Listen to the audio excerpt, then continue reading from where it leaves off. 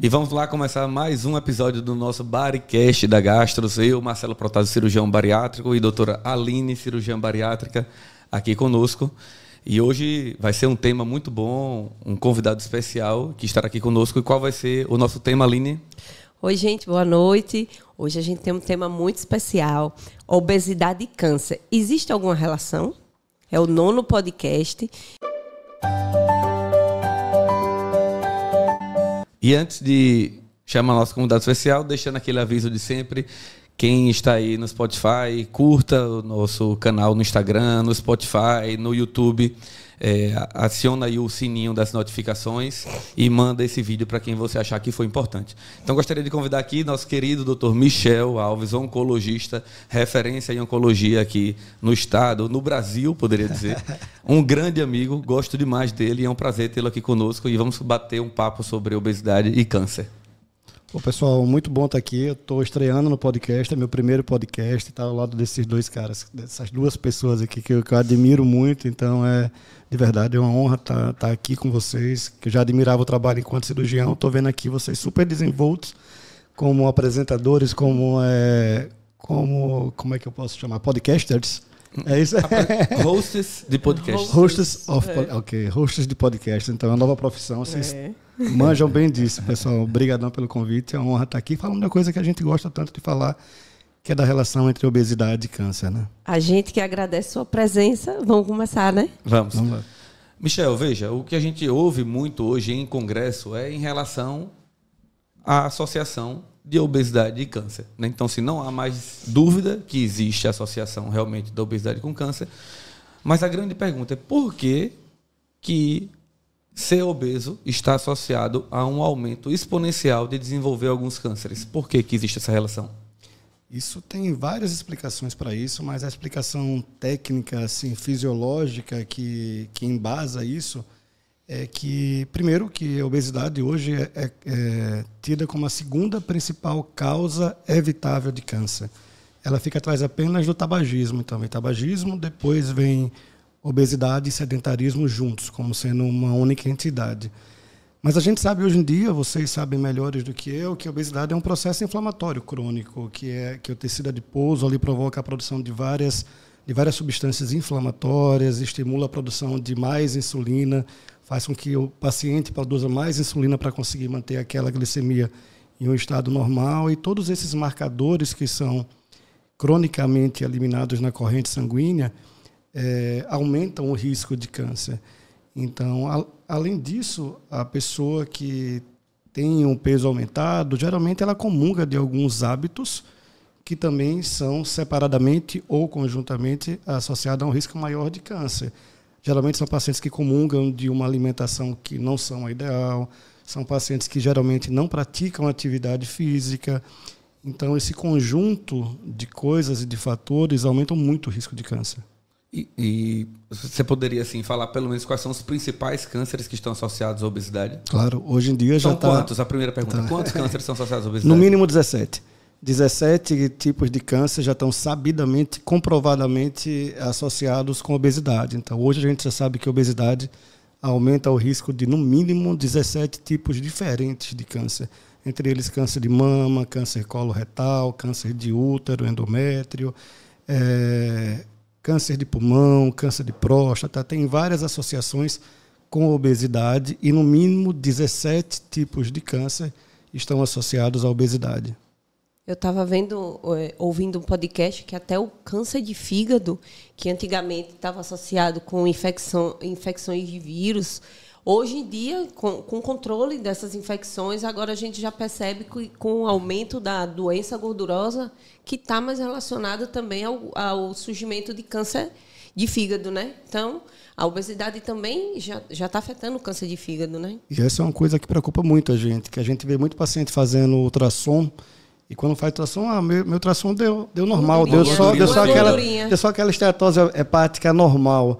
E hoje a gente sabe que esteatose hepática, que é a doença gordurosa do fígado, ela hoje está sendo a principal causa de cirrose atrás das hepatites. Cada vez mais os novos tratamentos virais estão eliminando as hepatites, evitando que os pacientes fiquem cirróticos, e está aumentando a incidência de doença gordurosa do fígado, causando cirrose e causando câncer.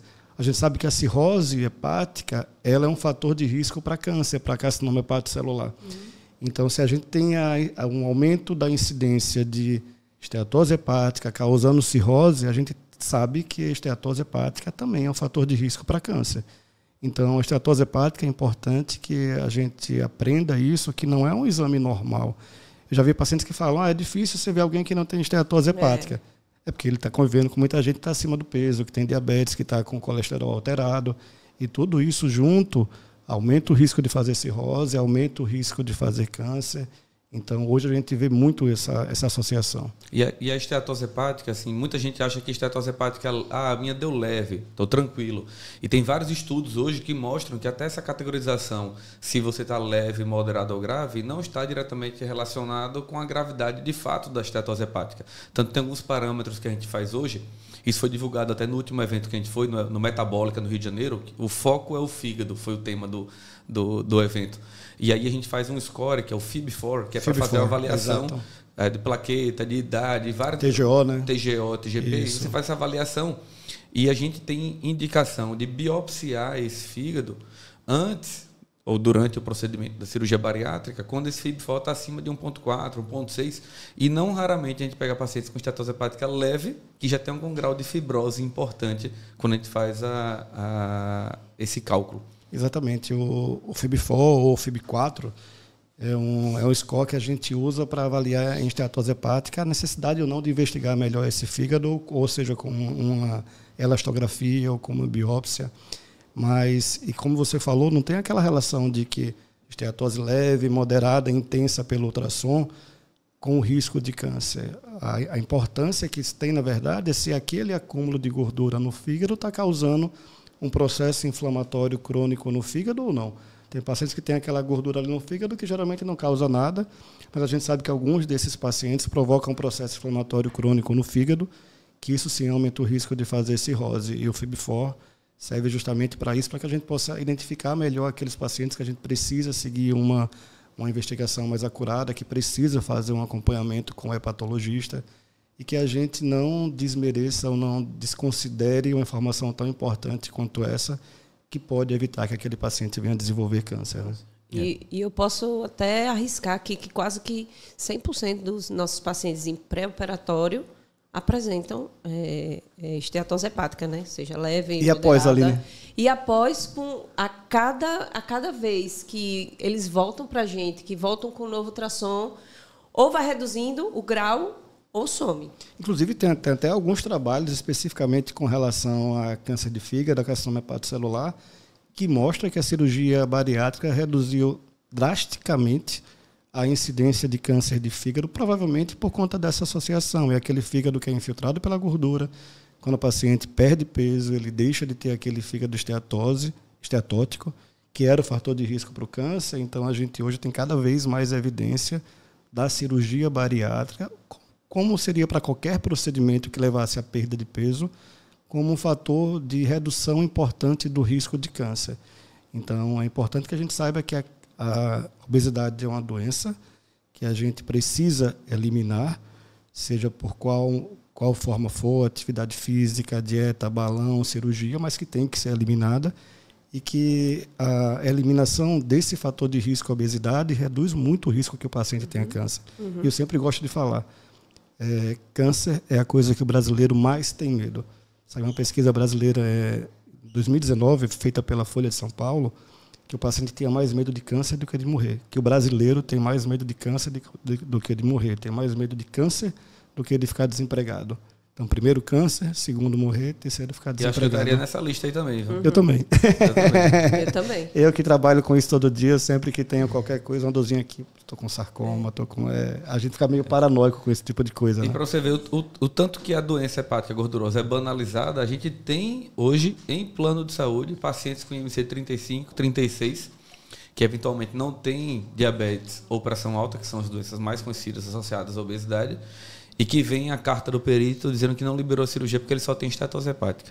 E não é considerada doença grave. E isso é um fator de desconhecimento médico, isso, né? Inclusive.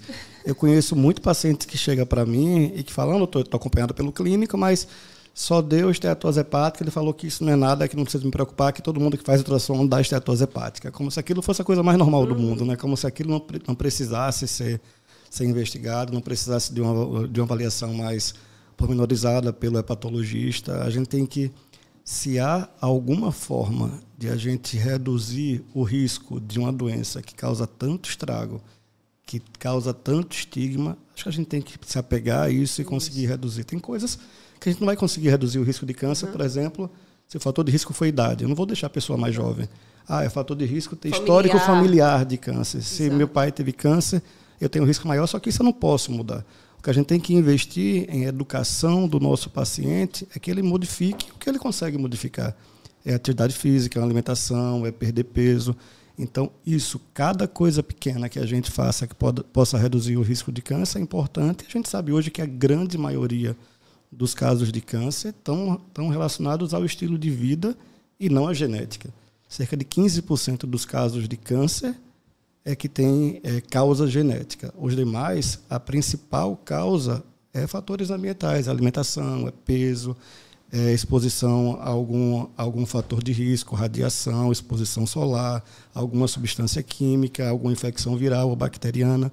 Então, a gente sabe que isso sim são fatores de risco mais importantes e isso a gente consegue evitar. Então, a educação, acho que hoje a internet, os podcasts que a gente está aqui ouvindo, cada vez mais a pessoa vai ouvindo no carro isso, e escolher um podcast de qualidade como o de vocês para poder ouvir, ter informação e propagar essa informação é extremamente importante. E falta informação até do médico, né, Michel? Eu vejo isso, infelizmente, muito frequente. Pacientes que vêm com 120, 130, 110 quilos, que já vem com pressão alta, e aí é acompanhado pelo cardiologista que mandou ele tomar um Diovan. E eu pergunto, ele mandou você perder peso? Não. O paciente que está com diabetes, está tomando lá o Xigdu, com 120 quilos, eu falei, seu endocrinologista falou sobre a possibilidade da cirurgia bariátrica? Não. O paciente que já passou na avaliação de um clínico, e aí, por conta da esteatose hepática, passou ômega 3 para ele. E alguém mandou você perder peso? Não, doutor. Então, e é comum isso, de vários medicamentos para melhorar a esteatose hepática, sendo que nenhum passa, a maioria, eu vou corrigir aqui, não orienta o que tem que ser feito, que é perder peso, é fazer atividade física. É comum chegar o paciente com várias medicações protetores hepáticos no consultório. Os protetores hepáticos são famosos, né? Exatamente. Tipo Epoclé da vida, e que acha que aquilo ali vai estar protegendo ele, vai estar protegendo seu fígado contra o câncer, contra aquela gordura, e vai melhorar aquela gordura. Os meus pacientes sabem, todos os meus pacientes em todas as consultas são pesados, eu anoto o peso e eu digo quando está ganhando, quando está perdendo. É uma das primeiras coisas que eu faço no exame físico e orientação com relação a peso, com relação à atividade física. É rara uma consulta que o paciente não sai com orientação, com insistência com relação a isso. E se a gente pode prevenir, reduzir os riscos de câncer de pele usando um protetor solar? Se a gente pode reduzir os riscos de câncer de pulmão parando de fumar, por que a gente também não pode reduzir riscos de câncer perdendo peso? Exato. E a gente está falando aqui de obesidade, Exato. né? De obesidade. Mas sabe que sobrepeso também é fator de risco para câncer. Então, é aquele gordinho está só um pouquinho acima do peso. E 2/3 da população brasileira está acima do peso. Acima do peso, exato. Então, eu não estou falando daquele obeso que não consegue caminhar, que tem que sentar em uma cadeira diferente, que está muito acima do peso. Estou falando daquela pessoa que está um pouquinho acima do peso mesmo, que é aquele gordinho saudável. Mas qualquer peso acima já aumenta o risco de câncer. O peso não é eu não tenho risco ou eu tenho risco. Quanto maior aquele peso, quanto maior o IMC, maior o risco de câncer. Então, não existe uma diferenciação assim. E o sobrepeso é sabidamente comprovado um fator de risco para vários tipos de câncer, não só a obesidade em si. E a gente sempre tenta colocar na balança, né? Porque o que impede muitos pacientes nossos hoje de se submeter a uma cirurgia ou até mesmo de ir para uma primeira consulta é o medo da cirurgia. Né? Ou preconceito, né? Ou preconceito. Ou preconceito. Tem muita gente com preconceito, muita gente com medo, que acha que a cirurgia é aquela cirurgia antiga de 15, 20 anos atrás, ou que você nunca mais vai poder se alimentar do que você gosta, que vai cair o cabelo, vai ficar com cara de doente. E não é verdade isso, mas a gente fala que existe risco, como qualquer outro procedimento cirúrgico, um índice muito baixo de complicação, mas que o outro lado da balança é muito mais perigoso. O índice de mortalidade por AVC, por infarto, por câncer, né? Você tem medo da cirurgia? Poxa, mas você não tem medo de ter 17 cânceres diferentes? A gente precisa divulgar isso, né? Porque senão a grande mídia fica só querendo falar dos problemas associados à cirurgia bariátrica, por algum conflito de interesse, por conta das medicações que estão aí com tudo, né? Está Exatamente. bem aquecido esse mercado, poderia dizer. E a gente não fala dos riscos da obesidade e do efeito sanfona que muitos pacientes ficam sofrendo por tratamentos que são subótimos, né? Exatamente, isso mesmo. E o que eu vejo mais no dia a dia é aquele preconceito com relação que os pacientes têm muito disso. Eu não vou dizer que vou fazer a cirurgia bariátrica, que parece que eu sou preguiçoso, que não quero fazer dieta, que não quero fazer atividade física, que eu não emagreço porque não quero, que tem muito essa cultura. Quem vai para a cirurgia bariátrica vai porque escolheu o caminho mais fácil. A gente não sabe o quanto cultural é aquilo, o quanto difícil é para o paciente que tem um joelho ruim fazer atividade física, o quanto difícil é para aquele paciente que foi criado a vida inteira numa família que só comeu aquilo a vida toda, que o hábito de vida dele é comer aquilo, as festas da família, todas as comemorações são aquela dieta. Mudar o hábito alimentar não é fácil. Então, e por conta disso, por conta de uma avaliação do outro, de pensar que eu estou procurando um caminho mais fácil, eu não vou procurar um método mais rápido de perder peso, se eu sei que manter aquele peso acima do que é o ideal vai estar me causando tanto mal, porque eu estou falando aqui do câncer, mas a obesidade vem com um pacote de um monte de doenças que podem ser a causa ou a consequência da própria obesidade. Vem o diabetes, vem várias coisas, né? As artropatias. Então, a gente vê o quanto a obesidade limita o paciente. A doença mental, acho que a gente vai ter Clarice aqui para falar, mas o quanto o paciente que está acima do peso se sente deprimido, se sente triste, o quanto que aquilo faz um mal tão grande. A gente sabe hoje que, por exemplo, tem muita coisa psicossomática. Se o paciente não está bem psiquicamente, é claro que algumas coisas não vão bem também. A gente ouve todo dia, tem um gastrite nervosa, tem um intestino irritável. Ansiedade. Eu fico me coçando quando fico ansioso, tenho crise de tosse. Não é um paciente que está cronicamente triste, cronicamente insatisfeito com o seu corpo, ele se sente diminuído, isso vai fazer mal para o corpo também. O corpo e mente não são coisas diferentes, né? Ô, Michel, me diga uma coisa. Já chegamos à conclusão que realmente a obesidade está associada a um maior risco de câncer. E isso você consegue ver na sua prática também, uma gravidade maior dos pacientes obesos que desenvolvem câncer do que os pacientes que não são obesos, que desenvolvem o mesmo câncer. Por exemplo, um paciente com uma neoplasia coloretal, T3N1, algum estadio lá oncológico, e aí esse paciente com 110 quilos, ele tem um desfecho diferente daquele paciente lá de 65, 70 quilos? Tanto a gente tem esse dado, como tem o dado contrário também. Aquele paciente que tratou de um câncer, que saiu de um peso X e que ele perde peso, ele tem uma chance de cura maior. A gente vê isso para câncer de mama, por exemplo, para câncer de intestino. Ele tirou o tumor, fez a quimioterapia, ficou curado e começa a fase de segmento. Ele era gordinho. Se você perde peso, se você passa para a faixa de peso ideal, se você sai da faixa etária de sobrepeso, de obesidade, a sua chance de cura, ou seja, o seu risco de recidiva diminui.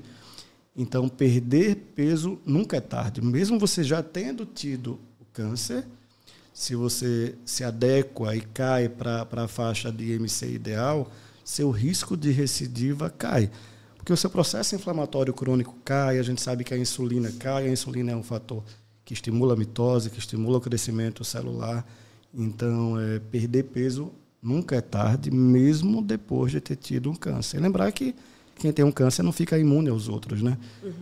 É comum a gente ver paciente que tem um tumor, que tem outro, que tem outro. Tem um paciente, por exemplo, agora, gordinho, bem gordinho, que teve 3 tipos, todos relacionados à obesidade. Ele teve tumor de cólon primeiro, teve tumor de esôfago. A gente sabe que tumor de esôfago, que antes o fator de risco principal era tabagismo e era etilismo, consumo aumentado de álcool e de tabaco.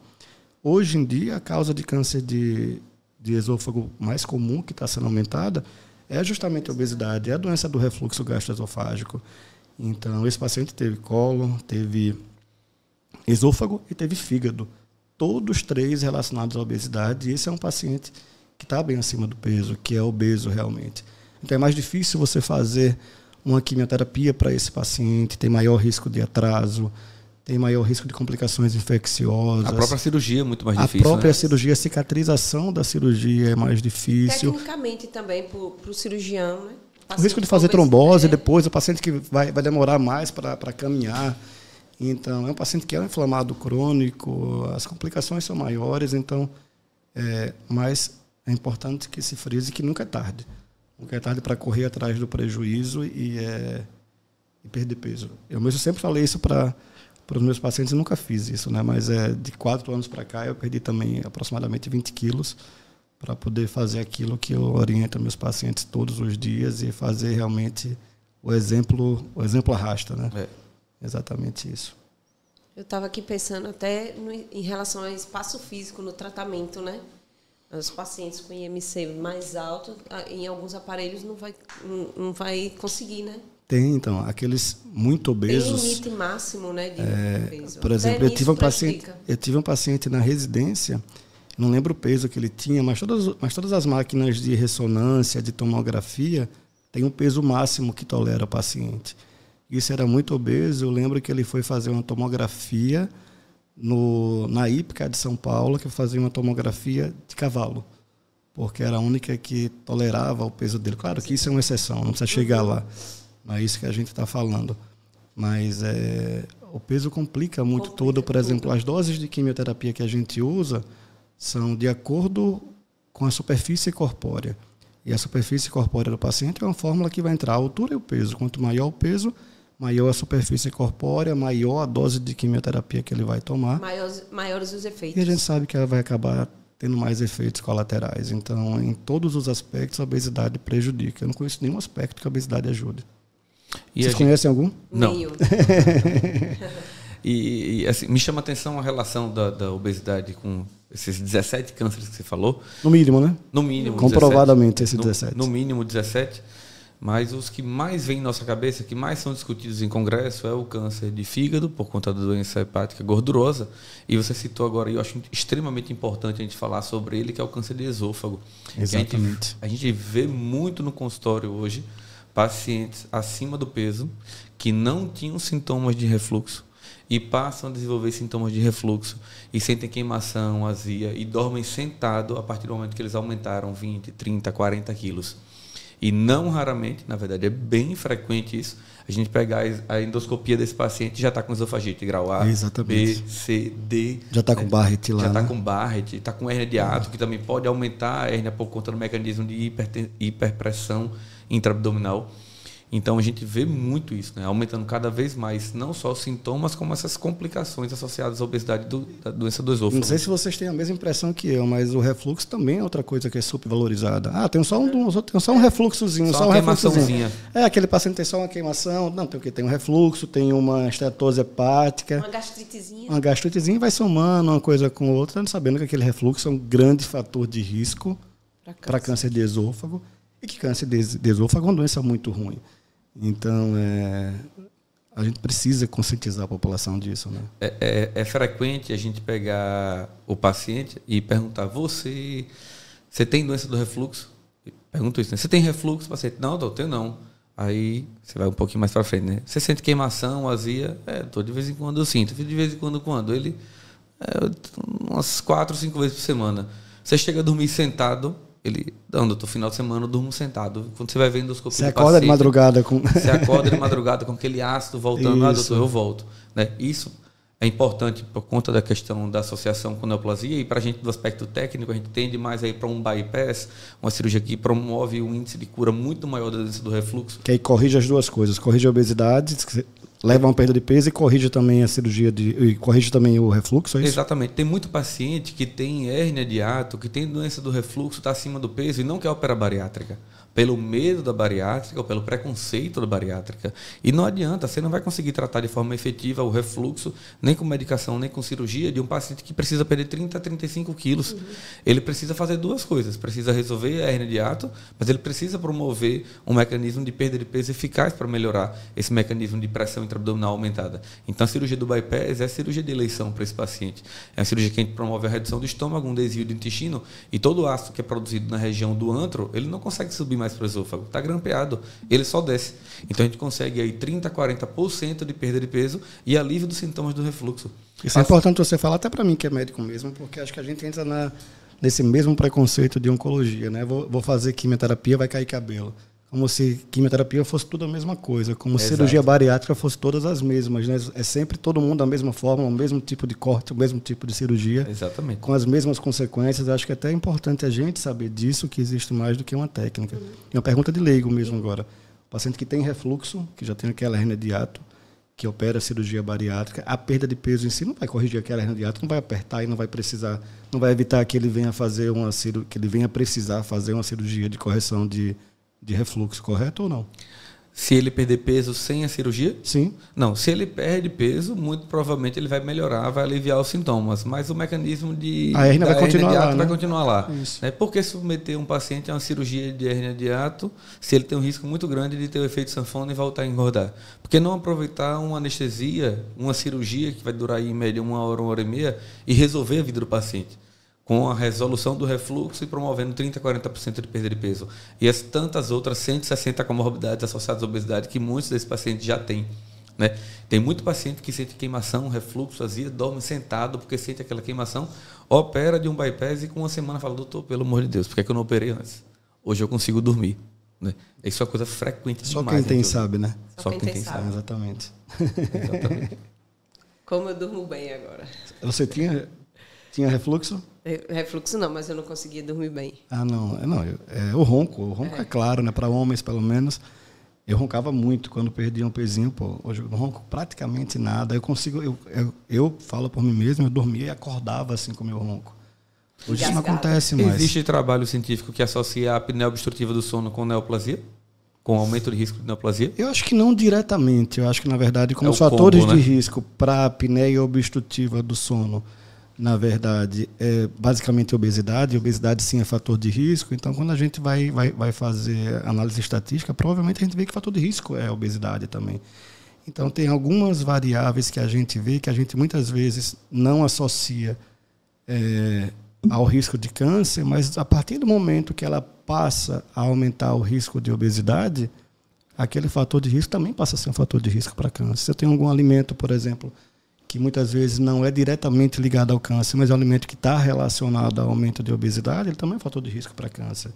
Então, o açúcar é muito falado com relação a isso, né? O pessoal acha que o açúcar é quem vai dar câncer. O açúcar é o fator de risco para câncer, porque a célula tumoral se alimenta de açúcar. Então, eu sempre falo isso. Não, nosso organismo tem células que só se alimentam de açúcar, inclusive o cérebro. Se a gente deixar de comer açúcar, não vai matar o tumor de fome, porque o nosso organismo ele é capaz de produzir o açúcar, já que o cérebro da gente só funciona com açúcar. Mas, no entanto, o açúcar ele leva ao aumento do risco de obesidade, ele leva ao aumento da secreção de insulina. E, através disso, o açúcar acaba sendo um fator de risco para câncer por conta dessa associação, não diretamente. Então, se você come açúcar e você queima esse açúcar e você não está ganhando peso nem nada, aquele açúcar não vai influenciar no risco de câncer. Entendi. E falando, a gente já falou aqui de câncer de esôfago, câncer de colo, câncer de fígado, tudo associado à obesidade, e os cânceres ligados, os cânceres femininos. O de mama é classicamente relacionado a isso. Alterações hormonais, né? Isso, por exemplo, a gente sabe hoje em dia que, por exemplo, um dos fatores de risco, nós temos tipos de câncer de mama que são alimentados por hormônio, por estrogênio, progesterona, e a mulher, enquanto ela está menstruando, na pré-menopausa, o ovário dela é quem produz esses hormônios. No entanto, quando a mulher entra em menopausa, que o ovário para de funcionar, essa mulher continua produzindo estrogênio e a progesterona, que são os hormônios femininos, só que agora essa produção não vai ocorrer mais no ovário. Ela vai ocorrer justamente no tecido adiposo, naquela gordurinha que vai converter colesterol em estrogênio. Então, em mulheres pós-menopausa, a obesidade é conhecidamente um fator de risco elevado para câncer de mama. Porque aquela paciente, apesar de não estar mais menstruando, de ovário não estar mais produzindo estrogênio, como ela tem uma massa gordurosa aumentada, ela vai ter uma maior conversão de colesterol em estrogênio. Isso é fator de risco para câncer de mama. Então, a obesidade em mulheres pós-menopausa é, há um bom tempo, sabidamente, um fator de risco importante para câncer de mama. Ô, Michel, outra coisa, eu acho bem interessante. Isso daí eu confesso para você que eu sou fã de vocês da oncologia, de duas coisas. O primeiro é a quantidade de evidência científica que vocês têm para embasar qualquer tipo de discussão. E o segundo é o espírito de equipe que vocês têm para tratar a oncologia. E eu acho que a obesidade, ela precisa ser vista dessa forma. Infelizmente, como a obesidade se tornou um comércio nos últimos anos, infelizmente tem muito conflito de interesse financeiro para tratar a obesidade, a gente vê hoje ainda muito cirurgião que ainda acha que o que vai resolver a obesidade é a cirurgia bariátrica. Eu não acho que é isso. Tem muito clínico que acha que o que vai resolver a obesidade é o Ozempic, é o Mounjaro. Tem muita nutricionista que acha que o que vai resolver é a dieta. E tem muito personal que fala que tudo isso é bobagem. Que não faz o combo, né? O que resolve isso daí é a academia. Quando a gente vê um paciente com câncer, não é Michel que resolve. É o oncologista junto com o cirurgião oncológico, junto com o radioterapeuta, junto com um bom radiologista, junto com a nutricionista, com a enfermeira, uma equipe multidisciplinar. É todo mundo dar as mãos para que você tenha um bom resultado no desfecho clínico desse paciente. E na obesidade, infelizmente, a gente ainda vê hoje pessoas achando que não, o seu tratamento não funciona, a cirurgia não funciona. O que a gente mais vê hoje no tráfego pago patrocinado do Instagram chegou a nova medicação que vai acabar com a cirurgia bariátrica. Ou então cirurgiões que falam, não, a medicação não funciona para nada. E acho que a gente precisa se inspirar em vocês, oncologistas, e saber que ninguém sozinho vai resolver. O pior ainda, uma coisa que dá medo, você falou aí de nutricionista, de cirurgião, de médico, de vários profissionais que trabalham com saúde, que são comprovadamente capazes disso, mas o que eu vejo muito hoje em dia são profissionais que não têm nenhuma dessas profissões, que são influencers, e que ditam dieta, que ditam formas mágicas de emagrecer, e isso é uma coisa que a gente enfrenta em oncologia. Tem consultas que eu passo boa parte da consulta falando. Recentemente eu tive um paciente que teve câncer de mama e que ela acabou de fazer a medicação e que passou em consulta com um doutor de Harvard que indicou para ela fazer reposição hormonal, que é completamente proscrito e contraindicado. Mas isso era um tipo de hormônio específico, era um nano-hormônio. E ela, não, doutor, mas ele é médico, mas ele tem doutorado em Harvard. E quando a gente foi ver o currículo, o cara não era médico, era dentista. Mas ela, não, mas ele está falando isso, ele tem vários trabalhos que mostram isso. Veja o seguinte, eu estou falando de acordo com a ciência, de acordo com o que a gente estudou, de acordo com o que é validado, e por um grupo grande de médicos. Não vou seguir uma opinião de uma pessoa, primeiro, que nem é médico, segundo, que ele tem doutorado, tem, mas é uma pessoa isolada. Então, a gente tem que ter o trabalho de convencimento daquele paciente de que aquela fonte de informação dela está incorreta. Que os caras fazem uma doutrinação tão importante que é difícil a gente convencer a paciente disso. E com relação à oncologia, não dá para tratar câncer sozinho. Então, o paciente que tem câncer, ele passa a ter uma demanda muito ampla, psicológica, nutricional. Então, até de equipe médica mesmo, até porque nós mesmos, enquanto médicos, nem sempre estamos prontos para aquela demanda naquele momento. A gente acaba se envolvendo muito em oncologia, é uma coisa que não tem como fazer oncologia sem ter envolvimento emocional e ter uma equipe para que possa dividir aquela decisão, que possa apoiar em alguns processos mais críticos. Isso é essencial. Por exemplo, a gente não faz oncologia, não trata um paciente com quimioterapia sem passar com nutricionista, com psicólogo, com enfermeiro. É um paciente que precisa internar e que a gente sabe que tem que dar toda a assistência à família também. A gente está lidando com a vida de um paciente que tem uma doença muito grave. E, nesse sentido, a obesidade ele tem várias causas e causa estragos em várias áreas, psicológica, nutricional, endocrinológica, oncológica, cardiológica, respiratória. Então, não dá para a gente pensar que a gente sozinho vai fazer milagre. O oncologista sozinho também não faz quimioterapia, nem trata paciente com câncer, você tem uma equipe para isso, não. Nenhum dos dois extremos, né? Nem o extremo que é contra a cirurgia bariátrica, que acha que a medicação que vai resolver ou a dieta vai resolver, nem também o outro extremo de cirurgiões que acham que a cirurgia é a coisa mais importante do mundo e que vai resolver tudo. Tem cirurgião hoje que, pasme, não liga para quem vai fazer a avaliação nutricional psicológica do paciente. É comum então, isso. Isso é Infelizmente importantíssimo. é comum. Então, a gente vê paciente que hoje eu dou orientação que tem que ser com a nossa nutricionista, que trabalha com o nosso guideline, com o nosso protocolo, com a nossa psicóloga. Que você confia na avaliação, que eu né? confio, e ainda vem paciente falando, doutor, eu passei na nutricionista, tal, da minha rua, do convênio, que infelizmente recebeu aí 12, 15 reais para fazer uma avaliação de 10 minutos, e ela já me liberou. Eu falei, olha, dona Carla, Fulana, a senhora, a gente não está querendo uma liberação para operar. A gente quer que seu resultado seja bom, que tenha uma boa qualidade, que você tenha um sucesso na sua cirurgia.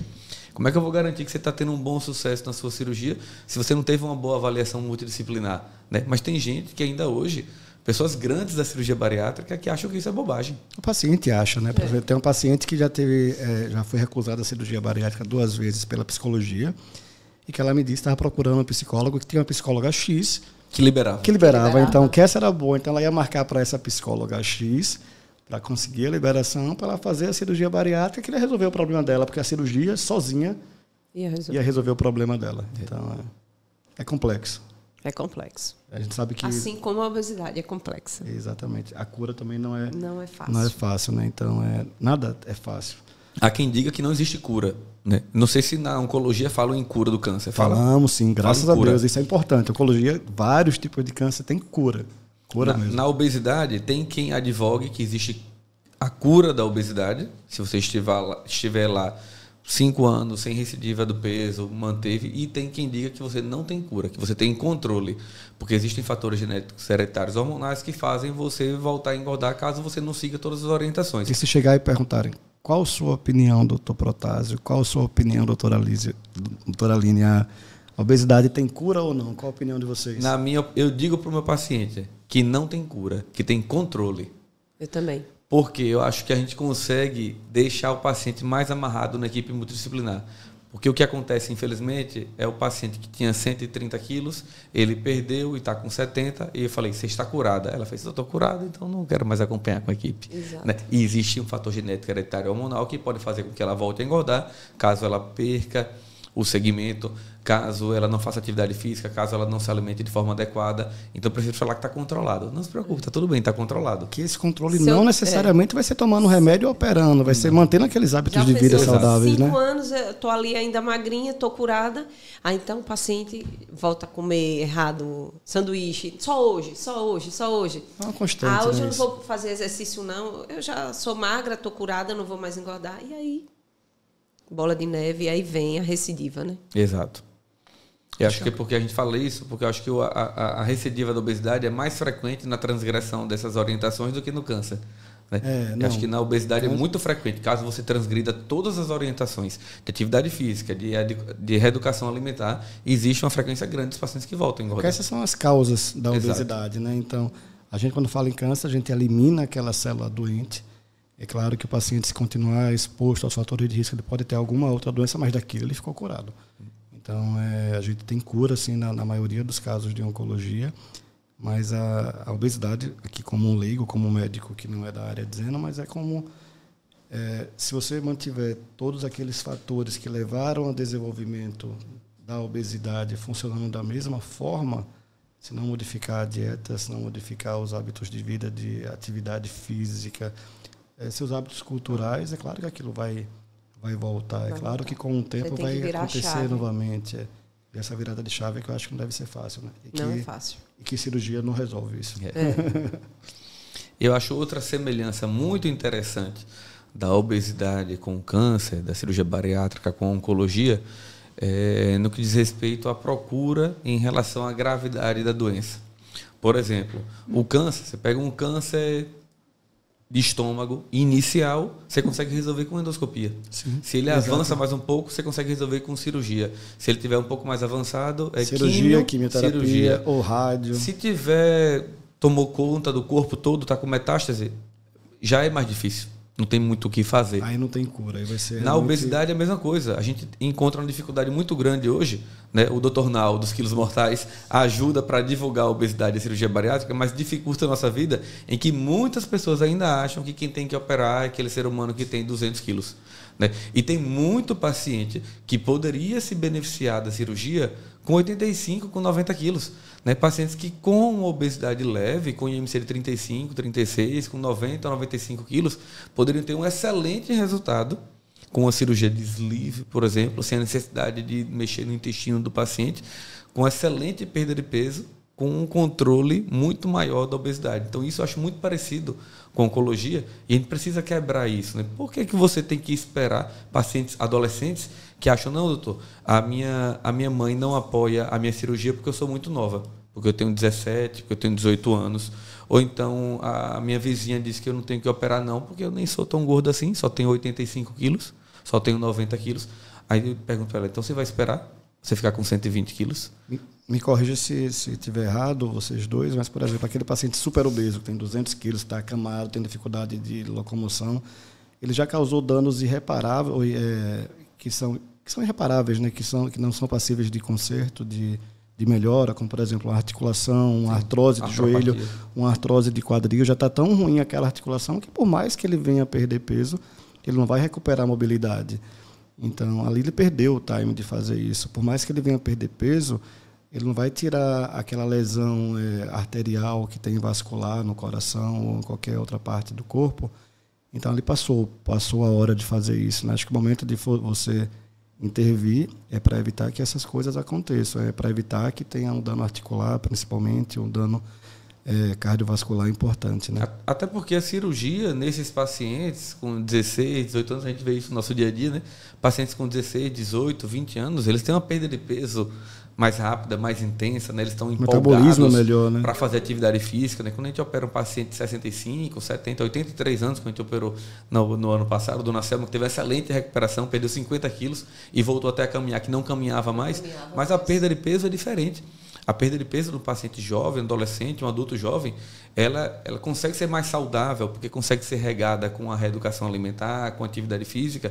E outra coisa, além das comorbidades, o que a gente fala muito hoje em consultório, em congresso, é a qualidade de vida. Exato. Quantos anos que essa jovem de 16, 17, sofreu 18 bullying anos, na escola, sofreu bullying, era gordinha engraçadinha. Aquilo traz um dano psicológico.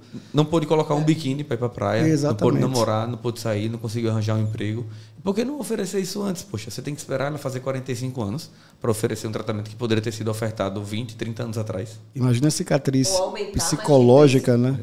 Imagina a cicatriz psicológica que isso vai trazer na estrutura da personalidade de uma paciente que passou a adolescência inteira sofrendo bullying, sem conseguir um namorado, não podendo ir para a praia com as amigas, porque tinha vergonha de usar um biquíni. Isso vai trazer uma sequela a longo prazo irreparável. Então, se você consegue corrigir isso nessa fase, talvez você forme uma pessoa mais feliz, uma pessoa com menos traumas, com menos sequelas psicológicas. Eu acredito nisso, mais saudável. E sem câncer. Fisicamente, emocionalmente e sem câncer. E sem câncer, exatamente. Hoje a gente combate muito, viu? É sério. Consultório de oncologista é quase que um consultório anti-obesidade. Anti-obesidade. Importante. Sem dúvida. A gente também tenta conscientizar muito o paciente. Exato. Outra coisa que a gente vê também, né? Eu não trabalho mais com cirurgia oncológica, né? Me dediquei hoje praticamente só a cirurgia bariátrica. Infelizmente, né, Marcelo? Infelizmente. Temos muitos pacientes em comum. Para quem não sabia, Marcelo fez muita cirurgia oncológica, muita gastrectomia. Exatamente. Mas a gente vê, o nosso sócio Felipe Torres trabalha com a gente, e aí a gente vê cada vez mais pacientes que estão com câncer mais novos, né? Paciente que ele opera de colectomia com 20 anos, 18 com 30 anos, 16 né? anos, 25 anos, e eu fico impressionado com isso. Isso assusta a gente, né? Assusta demais, né? Você acha que isso também está associado ao aumento da obesidade? Também, é uma das causas, na verdade. Não se sabe exatamente qual a causa de que, por exemplo, está aumentando os casos de câncer de mama, de câncer coloretal, principalmente em pacientes mais jovens. Mas com certeza tem relação com os hábitos de vida atual, com a alimentação, com a obesidade, com isso tudo que vem ocorrendo, que vem modificando a estrutura física do paciente, aumentando o risco de câncer. A obesidade, sem sombra de dúvida, é um desses. Muito bom. Michelzinho, estamos acabando o nosso tempo. Infelizmente, foi muito bom. Muito foi bom tão mesmo. bom que passou o tempo que a gente nem percebeu. Foi uma aula. Eu só queria deixar aqui registrado que admiro muito o trabalho de vocês. Muito, muito mesmo. Não só por ser amigo pessoal, mas porque, enquanto profissional, admiro muito o grupo de vocês, a forma como vocês conduzem os pacientes, a preocupação que tem com isso, a preocupação técnica e não meramente cirúrgica. Que tem com isso. Então, eu sou um grande fã do trabalho de vocês. E saiba que essa recíproca é verdadeira. Porque eu não verdadeira. tenho um ser humano em Sergipe que eu não falo Dr. Michel e não falo, meu Deus do céu, eu amo aquele médico. Michelzinho, mesmo. 1 minuto para você dar a sua recomendação para aquele paciente que está acima do peso.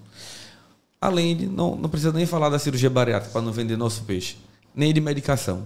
O que é que você recomendaria para esse paciente? Em termos de hábitos saudáveis, de alimentação, o que é que você recomendaria para ele? Para que ele consiga reduzir os riscos de neoplasia, para que ele consiga ter uma vida saudável, para que ele consiga viver mais, aumentar a longevidade dele.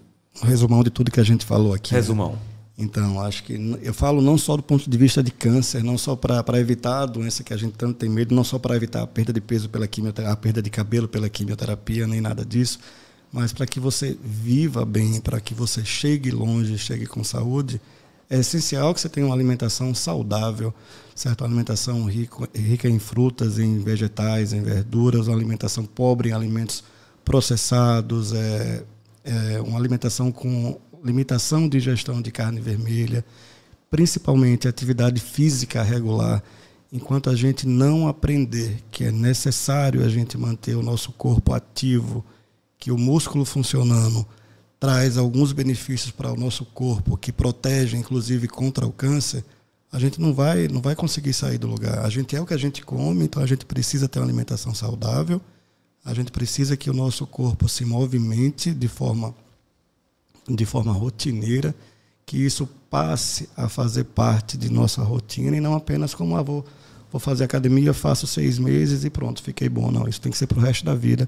Isso vai fazer com que você tenha menos queda quando virar idoso, vai fazer com que o seu risco de ter infarto, de ter AVC e de ter câncer seja menor, que você viva melhor e provavelmente que você seja mais feliz também. Estamos encerrando o nosso 9º episódio do Baricast da Gastros, a relação da obesidade com o câncer, com o nosso querido Dr. Michel Alves, oncologista. E para você saber mais, a gente está pedindo aqui mais uma vez, acompanhe a gente, segue a gente no canal do YouTube, no Spotify, segue a gente no Spotify, aciona aí o sininho, clica no sininho para saber das notificações e vocês vão ver em breve esse episódio que foi surpreendente com o Dr. Michel Alves. Mais uma vez, muito obrigado, Michel, pela presença aqui no nosso podcast. Valeu, pessoal. Muito obrigado pelo convite. Ganhei uma grande xícara aqui que eu adorei aqui. E mais bonito que eu. Lembra de compartilhar também, que aqui a gente trata a obesidade com respeito e a gente tenta passar informação de qualidade. Perfeito. E saúde. E muito saúde. Bom.